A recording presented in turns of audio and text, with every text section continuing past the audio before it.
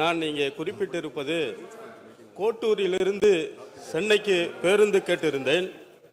கோட்டூர் அதன் சுற்றி இருக்கிற பகுதிகள் கிராமப்புறமாக இருந்தாலும் கல்வியில், மக்கள் தொகை பெருக்கத்தில், தொழில் வளர்ச்சியில் அந்த பகுதி ஒரு வளர்ந்து வருகிற ஒரு கிராம பகுதி.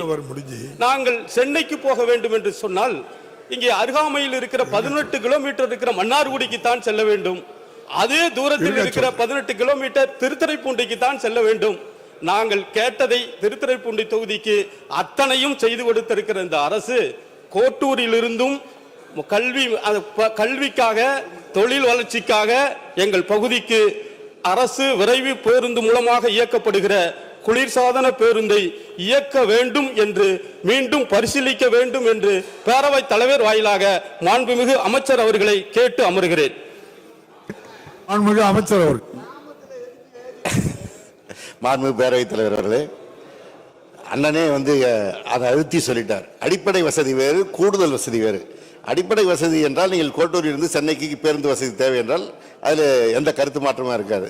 நீங்கள் கேட்பது கூடுதல் வசதி, குளிரூட்டப்பட்ட பேருந்து வசதி. குளிரூட்டப்பட்ட பேருந்து எல்லா பேருந்தும் நாம் இயக்க முடியாது. இருக்கின்ற குறைவான எண்ணிக்கையில் தான் அந்த பேருந்துகள் இருக்கிறது.